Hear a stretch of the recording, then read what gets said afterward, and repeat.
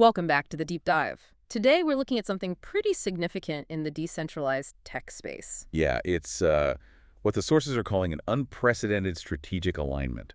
We're talking about the Artificial Superintelligence Alliance, or ASI. Right, the ASI Alliance. And this isn't just a minor update. Not at all. This is huge. It's the full consolidation of three, really major players in decentralized AI. Fetch.ai, SingularityNet, and Ocean Protocol. Exactly. All coming together under one token, one unified structure. Okay. Now, the source material we have is pretty dense. It gets into blockchain specifics, global partnerships, the works. It definitely does. But the mission seems clear, right? They're aiming high. Extremely high. They're explicitly trying to build a decentralized AI economy. One big enough, they hope, to actually challenge the giants. Like the Googles, the OpenAIs, the Metas of the world, taking on their dominance. That's the stated goal. A real alternative to that kind of centralized control. Okay, let's unpack this. If they're aiming that high, what's a fundamental problem they think they can solve? Something big tech hasn't already figured out. Well, the core issue, according to the sources, isn't really about raw computing power. Okay. It's more about connection, or the lack of it.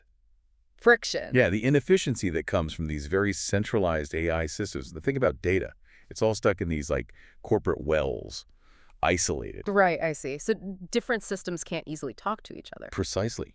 Devices, businesses, they can't communicate or transact efficiently. Yeah. You end up needing human middlemen for almost everything. Which drives up costs and just slows everything down. Exactly. It puts the brakes on real innovation, real automation.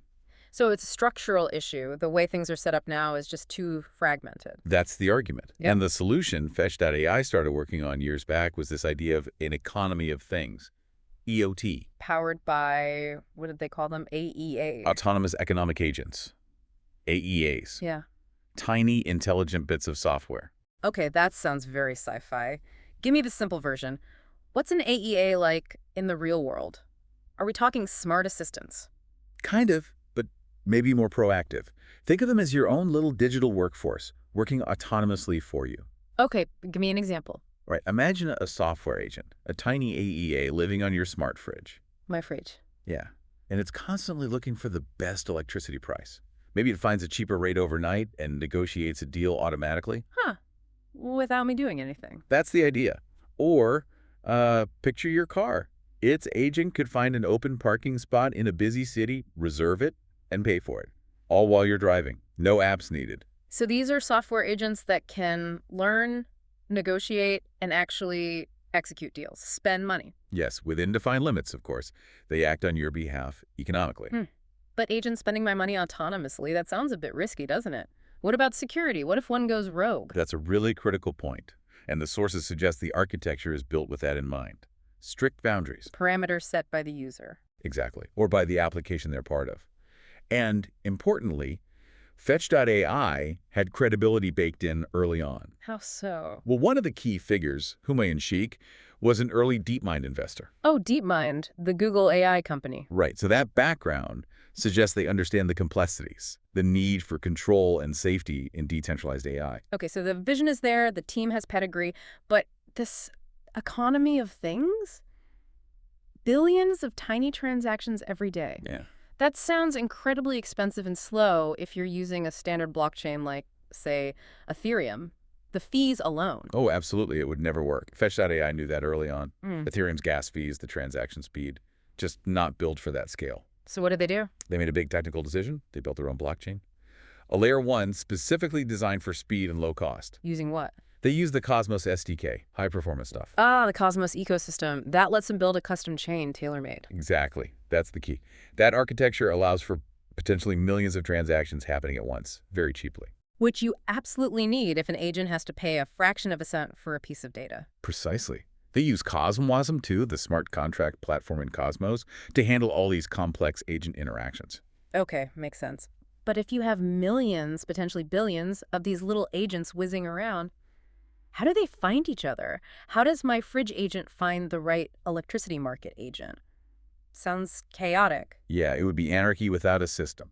They solve that with something called the Almanac. The Almanac. Think of it like a decentralized on-chain yellow pages, a service registry. Mandatory yellow pages. Mandatory. Every agent has to register what it can do, its protocols, its services in the almanac. So the network knows exactly where to look, like a big directory. A discoverability layer, exactly. Make sure requests get routed correctly. But wait, most people aren't coders. I'm not going to be writing commands to register agents or tell them what to do directly. How does a regular person use this? Good question. That's where the user-facing part comes in. They built the AI engine. AI engine. Okay, what does that do? It's basically a smart translator and coordinator. Hey, there. You interact with it using plain English. Like a chat bot. Kinda, yeah. Yeah. Like their Delta V interface. Mm. You might just type, "Find me the cheapest way to ship this package tomorrow." Okay. Here's where it gets really interesting. Right. The AI engine takes that natural language, figures out the economic tasks needed, Breaks it down. and then dynamically finds and coordinates the right agents from the almanac to actually get it done. So it hides all the underlying complexity. It just delivers the result. That's the goal. Automation made simple for the end user. Okay, that sounds like a really mature system Fetch.ai built. But even with all that, they clearly felt they needed more firepower to take on Google and OpenAI. Seems so. Yeah. Which brings us to the ASI Alliance. Merging Fetch with SingularityNet and Ocean Protocol. I mean, combining 3 established complex projects. That sounds incredibly difficult, a logistical nightmare. Oh, I'm sure it is. But the sources frame it as strategically necessary, a vertical integration. Vertical integration. Meaning here, individually, they were powerful in their niches, but maybe incomplete. Together, they create a full stack. Okay, break that down. Fetch.ai brings the agents, the workers, the infrastructure. Right. Ocean Protocol brings the secure, decentralized data marketplace. That's the fuel the agents need to learn and operate. Makes sense. Data is crucial. And SingularityNet contributes its large library of decentralized AI models and research listening. Those are the tools the agents use. So agents, data, and AI tools, the whole package. Exactly. They went from 3 separate pieces to one unified platform. And the explicit goal, to create the world's largest independent open-source AI research fund. It's a massive scaling play. And it's not just theory, right? You mentioned real-world use. Absolutely. And this is important corporate validation. Bosch, the huge German engineering company, What about Bosch? they aren't just a partner. They're a co-founder of the Fetch.ai Foundation. Co-founder. Wow. Why is that such a big deal? Because it validates the tech at an industrial level, where reliability is everything. Bosch uses this stuff for actual manufacturing processes like predictive maintenance. So if a giant like Bosch trusts these decentralized agents for their factories, It signals that the tech is robust enough for serious, mission-critical tasks. It's not just a crypto experiment. and wasn't there another big name, Deutsche Telekom? Yes, one of Europe's biggest telecoms. Yeah.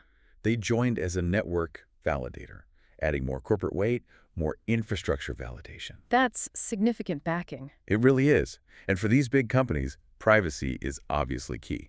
Which leads to another feature the sources highlight, collective learning, co-learn. Cool learn. What's that? This could be a killer app, especially for regulated industries. It lets different organizations, think hospitals, banks, logistics firms, train a shared AI model together. Okay.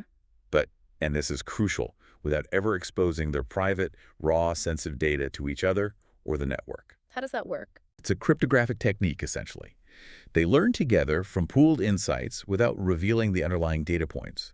It solves a huge bottleneck for collaboration where data privacy is paramount. Okay, that's impressive. But this level of ambition, merging 3 companies, taking on Google, Yeah, it has to come with serious risks. absolutely. Huge risks. What's the biggest internal challenge they're facing right now, according to the sources? Honestly, pure execution. Just getting it done. Yeah, integrating 3 completely different tech stacks, 3 different token models, 3 distinct communities and governance structures. Yeah. It's just unprecedentedly complex. High-stakes logistics. Extremely. And the fact they had to delay the final merger date to July 2024, that tells you how tricky this integration really is. It's not just code. It's merging cultures, philosophies. And externally, they're fighting on 2 fronts, aren't they? They are. It's the Davids versus Goliaths against centralized AI, OpenAI, Google, with practically unlimited resources. And they're also competing within the Web3 space itself for dominance in decentralized AI. Against who, mainly? Well, arguably their biggest rival there is Bittenser, TAO. Right. TAO often has a larger market cap. What's the difference in their approach? They both want decentralized AI, right? They do, but their focus is different. Think of it like this.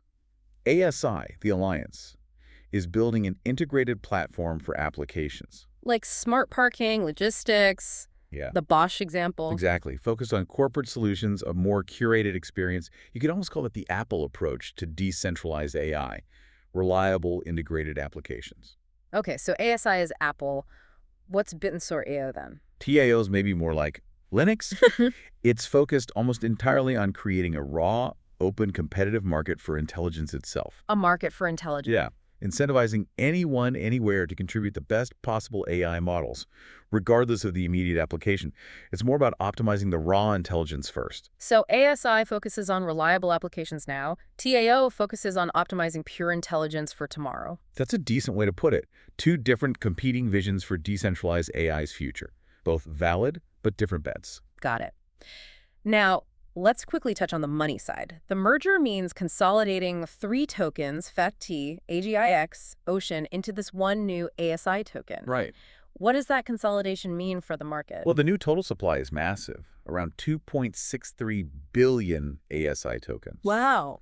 And while the long-term idea is stability and unified liquidity, in the short term, that's a potential risk. Selling pressure. Could be.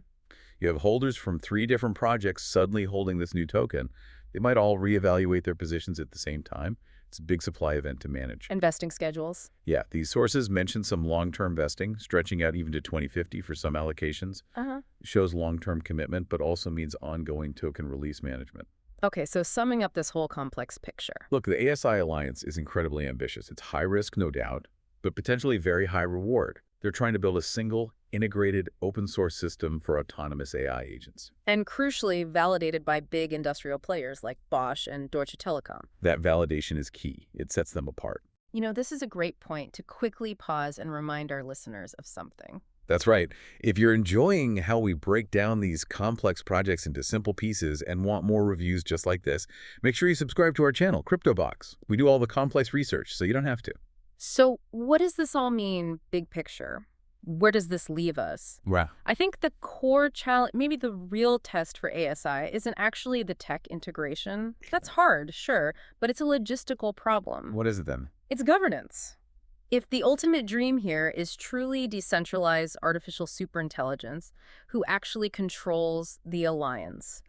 How do you balance the interests, the goals, maybe even the philosophies of 3 distinct communities that are now forced together, that internal dynamic, the politics of building intelligence? That's the real test of decentralization, isn't it? Can they manage that internal complexity as effectively as they manage the code? Exactly. That might be the deciding factor in whether they can truly challenge centralized power in the long run, something to really watch. Definitely the thought to keep in mind as this unfolds. Well, thank you for joining us on this deep dive into Fetch.ai, the agent economy, and this massive undertaking that is the ASI Alliance. Always a pleasure. Until next time. See you soon.